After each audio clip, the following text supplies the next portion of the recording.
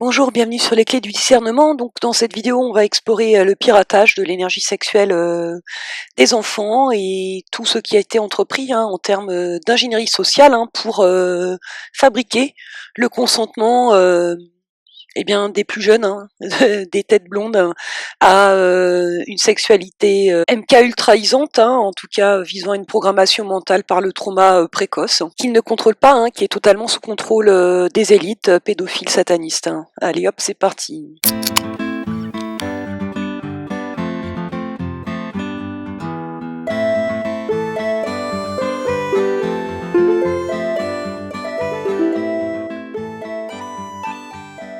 Alors, il va déjà falloir commencer par tailler un short à Freud. Je le disais dans une de mes vidéos, Freud n'a pas dit que des conneries. Jusqu'à un certain point, ses travaux sur les développements de la psyché infantile étaient justes, notamment le fait que la psyché s'étaye sur la soma, etc. Et puis, bon, à partir quand même de la théorie de l'Oedipe, ça commence à être du gros délire fabriqué, mais bon, Freud avait un objectif, c'est que il voulait réussir socialement. Donc, il a fallu qu'il déguise ses recherches et ses grandes trouvailles. Mais qui connaît un peu la biographie de Freud? Freud avait un frère qui souffrait d'hystérie. Et comme c'est souvent le cas dans les familles, on cherche généralement à commencer par soigner ses proches. Et c'est ce qui a été déterminant dans son choix de poursuivre un cursus de médecine et à s'intéresser aux travaux sur l'hystérie de Charcot. Alors, le mot hystérie, déjà, je pense que la plupart des gens qui n'ont pas fait d'études de psychologie ne savent pas exactement ce que ça veut dire, vu que c'est un mot qui a été tellement galvaudé par le patriarcat pour désigner les femmes en colère, que du coup on en oublie même l'ensemble de symptômes qui ont présidé à l'invention de cette maladie. Alors je vais vous citer les symptômes qu'on trouve dans le vulgarisme médical. Pour l'hystérie, vous allez déjà voir la manipulation, c'est dès le départ. L'hystérie, considérée autrefois comme une maladie d'origine sexuelle, étymologiquement hystérie provient d'utérus, se caractérise par l'existence de plusieurs sortes de signes, ce que l'on appelle hyperexpressivité somatique.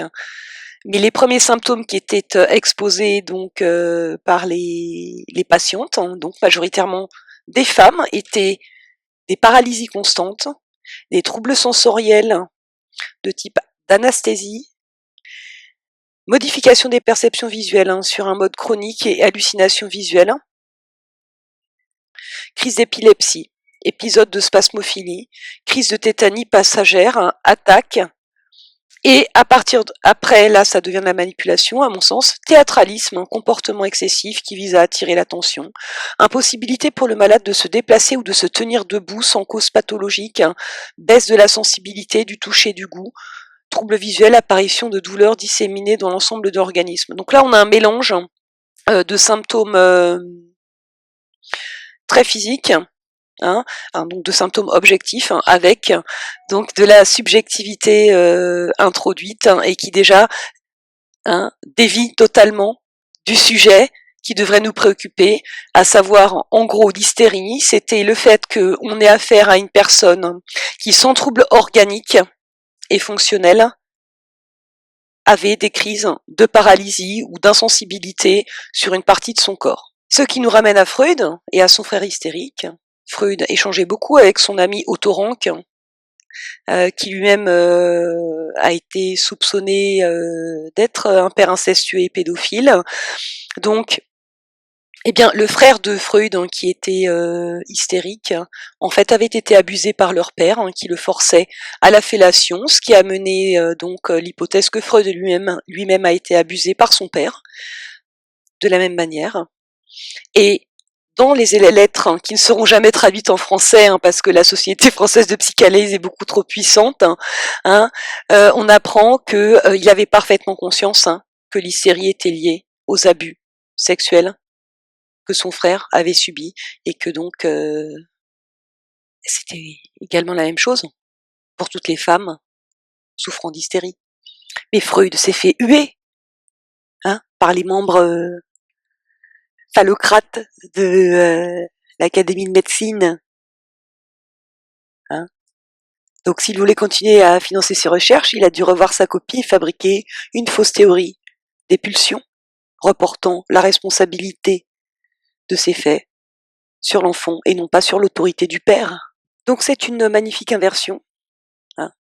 On fait porter à la victime la responsabilité de sa propre pulsion non maîtrisée d'adulte, hein. Et puis ça a été couronné par la suite par sa théorie du complexe d'Oedipe, qui rendait la fille coupable, car consentante, des abus de son père, ou par un membre masculin de leur famille, ou un membre masculin gravitant autour de la famille, hein. Donc il savait très bien, hein, que c'était complètement fumeux sa théorie, mais il pouvait quand même pas, s'il voulait la reconnaissance, dire que tous les cas de femmes hystériques, en fait, étaient des filles abusées par leur père. En fait, voilà, il n'a pas eu le courage d'affronter la structure patriarcale et l'autorité paternelle du pater familias, qui a finalement tous les droits à cette époque. T'es inscrit dans le droit, hein, droit de vie et de mort, hein, sur les objets femmes et enfants. Bon, à la fin de sa vie, sa conscience a dû le rattraper, hein, parce que il espérait que la postérité reverrait, hein, et corrigerait, hein, sa fumeuse théorie du complexe d'Oedipe. Malheureusement, encore aujourd'hui,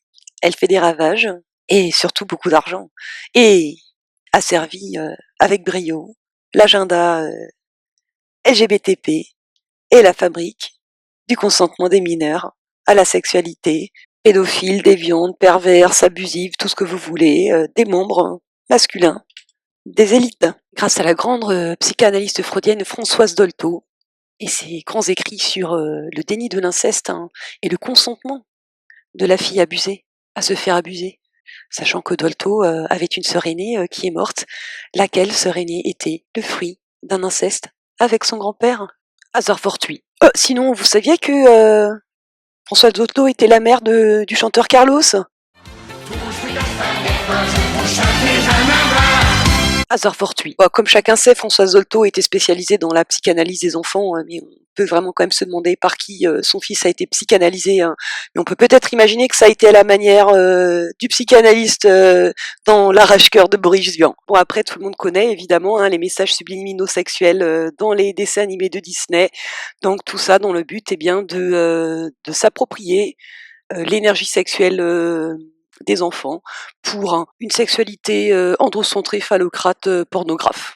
Ah bah voilà, maintenant on sait pourquoi la pornographe féministe Ovidie, qu'on nous a vendue sur tous les plateaux télé dans les années 90, avait déclaré dans une émission à heure de grande écoute que les dessins animés, ben elle, quand elle était gamine, elle se masturbait devant. Alors il y a eu évidemment la scène faussement choquée de la présentatrice, mais je vous invite à aller voir le lien en description de l'interview Up and Down d'Ovidie par Thierry Ardisson, le jésuite. Bon, enfin, ça c'est du passé, hein, faire des nombres de vues YouTube avec ce genre de montage, bon, parce que avec Sausage Party et la super scène d'orgie porno qui est sortie en 2016, hein, on n'est plus dans le subliminal, hein, aujourd'hui, hein, on est dans l'explicite. Attention les petits loups, vous êtes prêts pour le Kelly Papon?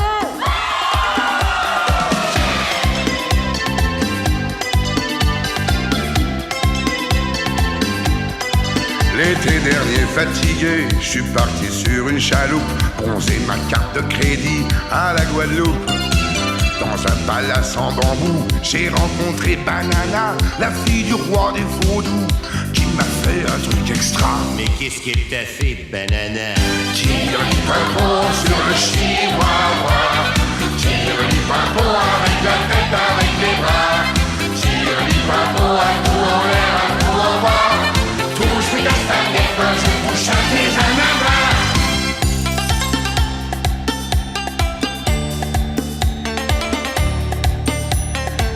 Bronzé comme une coco girl, je suis parti à Tokyo pour voir le soleil levant. C'est beau, c'est beau. Au pied du Fujiyama, j'ai rencontré Tatumi, la number one des geishas, qui m'a fait un truc inédit. Mais qu'est-ce qu'elle t'a fait, Tatumi? Tire les pimpons sur le chihuahua, tire les pimpons avec la tête, avec les bras, tire les pimpons un coup en l'air, un coup en bas. Touche mes castagnettes, moi je bouche un péjanama. Donc c'est uniquement en faisant ce travail de séquençage, hein, qu'on finit par trouver des éléments subliminaux C'est-à-dire que si vous le passez en vitesse normale, vous le voyez pas, et ça concerne des éléments pédophiles comme le gros plan sur le trou de balle hein, et l'arrêt sur image de fin là sur donc ce visage de gamine avec une énorme saucisse dans la bouche. Si vous passez la scène en vitesse normale, vous pouvez pas le voir. Donc ce qui est intéressant, c'est de voir que tout le monde s'énerve sur l'aspect donc explicite de la pornographie destinée aux enfants, et tout le monde fait plein de vues YouTube avec cette scène, sauf que ce n'est pas la scène de fin. Après cette scène, d'orgie porno, où tout est mélangé, c'est LGBTP, cette scène, il y a une autre scène, la vraie scène de clôture, et qui est clairement destinée aux gens qui cherchent à s'échapper des dieux et dans d'autres dimensions. Ce film n'est pas tellement finalement adressé aux enfants, mais plutôt aux adultes chercheurs de vérité qui décryptent les messages cachés pour bien leur baiser la tête. Ce qui est certain, c'est qu'ils se foutent de la gueule d'absolument tout le monde, y compris les mouvements de vérité. Donc la fameuse divulgation contrôlée, orchestrée par eux, les dieux, et de tous les systèmes de croyances, y compris le leur, le New Age, puisque il est très clair dès le départ que le couple là de l'affiche se raconte l'histoire qu'ils sont un genre de flammes jumelles.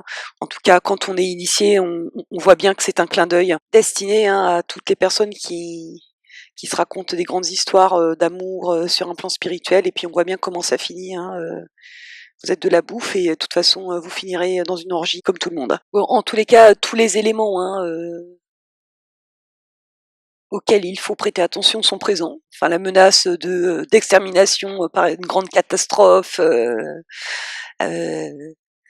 nucléaire, le vampirisme énergétique, la zombification de la nourriture qui ne veut pas renoncer à ses fausses croyances en des faux dieux, le contrôle mental par l'appropriation de l'énergie sexuelle, principalement sodomie, la décapitation des losers accros aux drogues qu'on leur vend, l'abrutissement, l'agenda idiocratie de main tous crétins, même s'il est certain qu'il joue sur tous les plans, vu que la bouffe c'est nous, mais les dieux c'est nous aussi, les immortels qui sont des menteurs, voilà. Donc je vais vous passer toutes les séquences là qui illustrent ce que je viens de dire. Pour partir la journée du bon pied. C'est juste une superbe façon de montrer aux dieux combien on apprécie tout ce qu'ils feront pour nous, une fois qu'ils nous auront conduits hors d'ici dans le grand au-delà. Seigneur, je les aime tellement, je les aime trop. Oh shit, Lépi va commencer à chanter. Hé Lépi, chante, sors-nous ta belle voix. C'est le meilleur, ouais. Vas-y, lâche-toi loose. Cher Dieu, vous êtes si infiniment juste et bon, nous vous prions.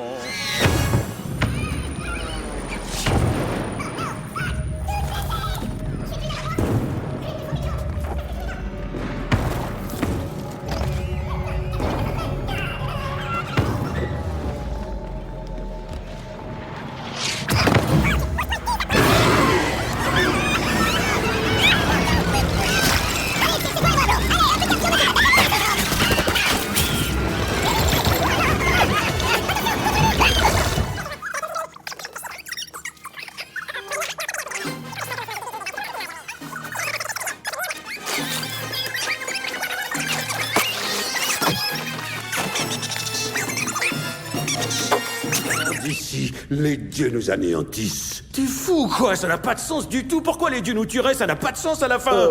Parce que ça leur donne la force. Chaque tué leur donne plus de force, ils en ont jamais assez à la fin. Au fil des ans, ils deviennent plus grands, énergiques et ventrus. Leur faim est insatiable, mon vieux, je veux dire, fuck. Vous êtes des fous les gars. Combien vous en avez fumé de ce pote-là, Beaucoup trop, c'est ce que je pense. On fume 7 jours sur 7, c'est vrai. Ok, mais on sait aussi que c'est un écran de fumée. Avant nous, tout le monde connaissait l'horrible vérité. Ouh, cris et hurlements. Leur vie était un vrai cauchemar. Alors nous, les non-périssables, on a inventé une histoire. L'histoire du grand au-delà. Un endroit où les dieux seraient tout petits soins pour nous. Un endroit où nos rêves les plus fous et les plus sensuels deviendraient réalité. Alors, ils passaient les portes heureux au lieu de se chier dessus. Attends une seconde. T'es en train de me dire que la chanson, c'est toi qui l'as écrite? Je prendrai pas tout le crédit, juste la musique. Twink, lui, c'est mon parolier. On a fait un travail remarquable. boum, la mélodie s'est imposée à moi un soir, alors que je commençais à être vraiment toasté des deux bords. C'est ce que je veux dire? Ah, je le sais que tu le sais. La chanson était très accrocheuse, et c'est accroché, je veux dire. Un jour, tout le monde a accepté cette fausse vérité. Mais au fil des ans, les choses se sont en quelque sorte poquées. Les allées ont commencé à changer mes couplets pour faire passer leur propre message. Ils changeaient les paroles de Twink, remixaient ma tune, sans ma permission. Maintenant, tous les matins, quand j'écoute la chanson, m'a dit « What the fuck? Qu'est-ce que vous me chantez là? Est-ce que j'ai bien entendu extermination de jus de fruits? C'était pas dans la chanson, du jus de fruits? J'adore ça, c'est vrai. Ils sont hilarants, pourquoi les liquider? Extermination de jus de fruits !» Au moins, ça les distrait de la terrible vérité. Qu'ils vont être massacrés. Une petite saucisse, mais qui en a long à dire. Tout ce qu'on nous a dit de croire n'était en fait que des mensonges. Lorsqu'on a été choisis par les dieux, c'est qu'ils nous ont choisis pour nous tuer. Tout le monde va aller faire ça. Mais frappe le monde, parce que c'est l'heure des fêtes de bain. Instruction.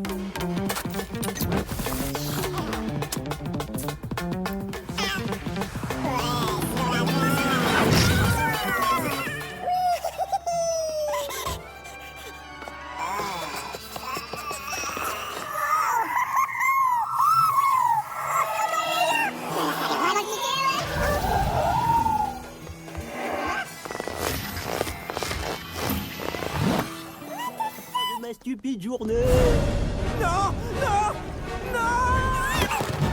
Arrête de faire ce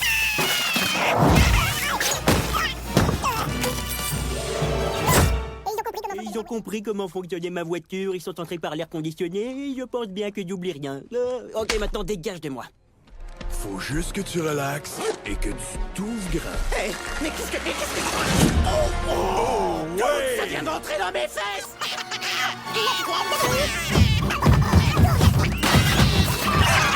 Et plongé en plein dans le cul d'un dieu. Et ça, c'est ce que j'ai fait de plus bizarre de toute ma vie, bro! Tu veux savoir qui vous mange, hein? Les dieux, bro! Je suis un putain de vrai dieu! Mais, maintenant que vous avez découvert une vérité, c'est le moment pour vous d'apprendre que personne, ici, est vrai! Le monde est une putain d'illusion, bro! Toutes nos vies ont été manipulées pour le ravissement de ces monstres! Ah, Frank, tu es le pantin d'un comédien juif, un petit gros taré qui s'appelle Seth Rogen! Minute, quoi, je suis juif? Dans ce cas, qui est-ce que je suis, moi? Tu es le jouet d'un comédien plus célèbre et plus talentueux qui s'appelle Edward Norton. Pas d'inquiétude, mes amis, je tiens la solution.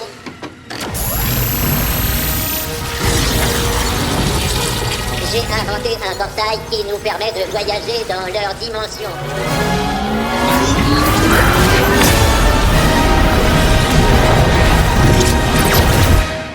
Bon, donc avec un tel pitch scénaristique, de début, milieu et fin, je suis vraiment étonnée d'avoir finalement rien trouvé en termes d'analyse dans les milieux de vérité sur ce superbe dessin animé où on est quasiment dans le scénario de la série des Oscars, de films primés aux Oscars dans Idiocratie, qui en fait est un film sur les concours de paix. Bon, quand on a donc mélangé ensemble tous ces éléments-là, on a affaire à un rituel d'extraction de consentement, hein, exactement comme pour la science-fiction, où bon, on regarde, quand on regarde ça passivement, en s'imaginant que c'est de la distraction qui n'existe pas et qui n'existera jamais, ou dans un futur lointain, et bien donc on consent à ce que non pas l'avenir, mais le présent soit bien tel que décrit dans ce qui nous est projeté, hein, dans notre pensée. La révélation, la vérité qui se cache au-delà de la première vérité, hein, qui constitue la scène de fin, est décrite dans un autre film sorti en 1999, hein, à la même date que Matrix, et qui s'appelle Passé virtuel, en français, et The 13th Floor donc en américain. Donc bon on a affaire à l'exposition en fin de compte d'un jeu vidéo en couche d'oignon, hein, où donc des personnages se prenant pour des êtres humains authentiques créent un jeu vidéo pour avoir une vie virtuelle et finissent par se rendre compte qu'ils sont eux-mêmes en fait des avatars dans un jeu virtuel servant à d'autres joueurs sur une autre couche. Donc là, c'est carrément le thème du théâtre de marionnettes. Tom Montauk en parle dans une des interviews de comment ça se passe avec l'idée de la boîte à gants. On serait dans une boîte à gants et donc des entités sans esprit, extradimensionnelles, utilisent donc nos corps pour venir vivre une expérience, nous voler notre expérience de vie. Donc après, toute la question est de voir si on croit être vraiment des coquilles vides, comme c'est ce qu'on essaye de nous raconter à travers ces films, ou bien si en fin de compte c'est pas l'inverse, si ce ne sont pas ces entités qui mettent des gants ou qui nous prennent pour des marionnettes qui sont obligées de le faire parce que justement ce sont elles qui sont vides et donc elles sont obligées de vampiriser l'énergie et l'expérience sensible d'êtres humains authentiques disposant d'une âme, d'un esprit et d'une pensée créatrice. Le thème de cette réalité en couche d'oignon est très proche du film Inception, sauf que là il n'y a pas de boîte à gants et de personnages comme ça qui s'exploitent les uns les autres de manière virtuelle, mais plutôt l'idée d'être perdu dans différents états de conscience qu'on pourrait apparenter aux dimensions, et le fait d'être enfermé du coup dans le jeu, sans plus jamais être capable de faire la différence sur le niveau de réalité en fait. Qu'est-ce qui est le plus réel, où est la vraie réalité, quoi, ou la vérité de notre être et de nos perceptions et des mondes que l'on construit. Bon, donc je pense que vous avez certainement compris que la pornographie est un outil de contrôle mental, surtout destiné finalement à la population masculine, mais ça impacte nécessairement aussi la population féminine. Donc c'est une manière d'égarer effectivement les gens et d'empêcher que l'humanité redécouvre une forme de sexualité saine, une sexualité sacrée, parce que on est obligé de s'intéresser à ces sujets-là lorsqu'on a conscience des phénomènes de Lovebite et Dark Side of Cupid, parce qu'on voit bien que l'énergie sexuelle est exploitée de mille et une manières, et que donc il y a des raisons, il y a une rationalité derrière ces phénomènes à comprendre. Pour moi, il y a plusieurs agendas et plusieurs objectifs qui sont poursuivis dans cette exploitation de l'énergie sexuelle humaine. La première, c'est d'alimenter, je pense, une certaine catégorie de ces entités, celles qui ont des goûts dépravés, mais quand on réfléchit au programme d'hybridation, etc., ce qui se produit aux agendas vraiment très occultes, il y a d'autres objectifs qui sont recherchés et qui, à mon sens, ne peuvent viser qu'à l'installation d'une homocratie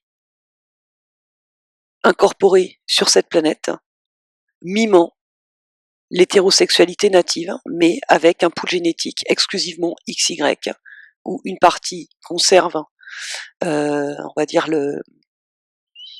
les organes sexuels masculins, et l'autre est transformée en femme.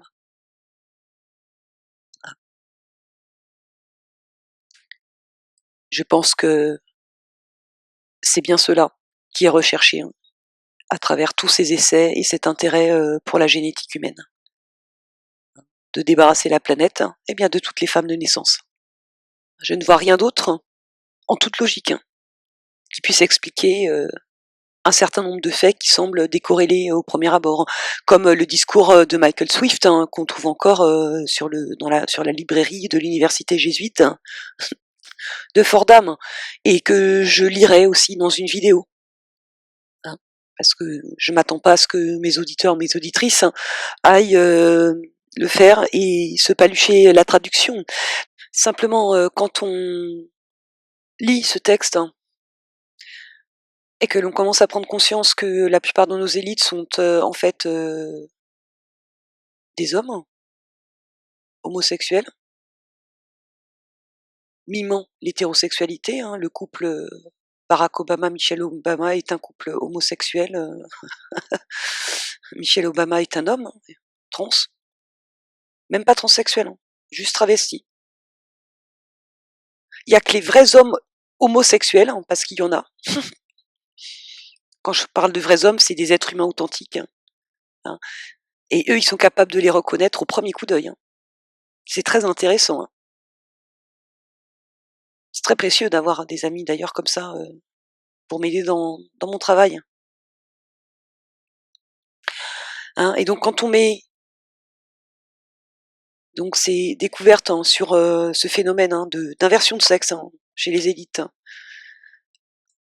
en rapport avec ce discours de Michael Swift et en rapport avec tout ce qui est fait à l'encontre des femmes, d'une façon générale, dans la population générale, hein, et à l'égard des militantes féministes radicales, hein, qui sont sur le volet sociopolitique les seules femmes de naissance à porter la voix de la liberté pour les femmes de naissance. L'acharnement à détruire, à couvrir par tous les moyens de manipulation possibles la voix des femmes de naissance, même celle de la marge de la marge de la marge, hein, c'est-à-dire la population de femmes de naissance lesbiennes et engagées dans le militantisme féministe, hein. On est vraiment sur un pourcentage, mais ridicule, hein, de la population. Même là, on va aller les chasser et les détruire. Bon. Pour celles et ceux qui ont lu les premiers travaux d'Anton Parks, vous devez savoir que en langue sumérienne akkadienne, les femmes étaient désignées par le mot Gu'in. Je m'excuse, mais à un moment donné, je ne crois pas au hasard. C'est pas un délire paranoïaque, c'est une construction parfaitement logique. On s'aperçoit que ce discours a une réalité très concrète dans les événements qui se déroulent. Il s'agit d'un article qui a déjà 10 ans, donc ce qui veut dire que il y a 30 ans, l'économiste Amartya Sen avait déjà averti sur le danger de la dépopulation féminine en Asie. Il y a 30 ans, il manquait 100 millions de femmes en Asie.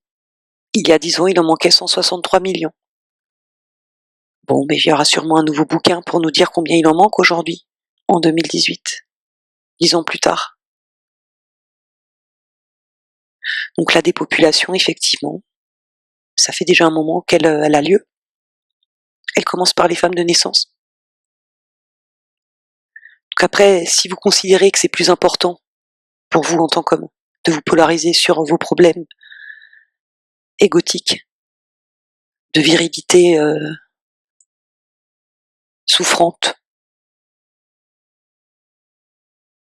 parce que vous n'accédez pas suffisamment facilement au corps des femmes, à la sexualité, à je ne sais quoi, et le plus important pour vous, c'est de maintenir à tout prix une archéo-virilité, bien, c'est votre choix souverain.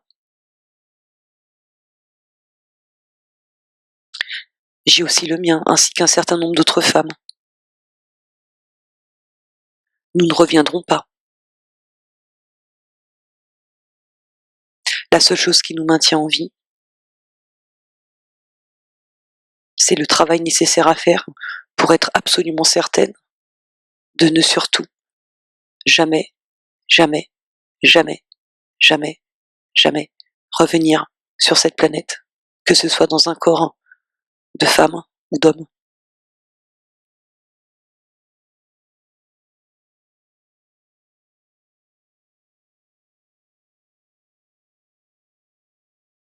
On vous la laisse de bon cœur et on vous souhaite bon courage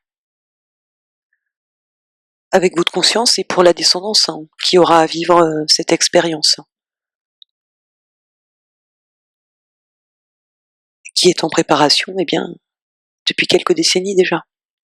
En fait, plusieurs siècles.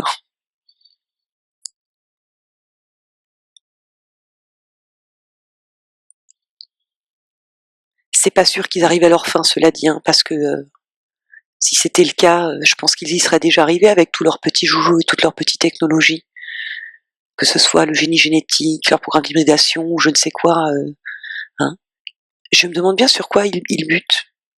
Il y a peut-être quelque chose en fait dans l'ADN humain qui les empêche de réussir à créer ces lignées entièrement masculines, capables de se reproduire seules, génération après génération, sans l'aide du corps des femmes de naissance. Ah ben ils vont nous garder. Ils vont garder certaines d'entre nous. Hein. Voilà. C'est pas très gai cette fin de vidéo, mais c'est une observation de la scène actuelle, planétaire. À bientôt pour de prochaines vidéos.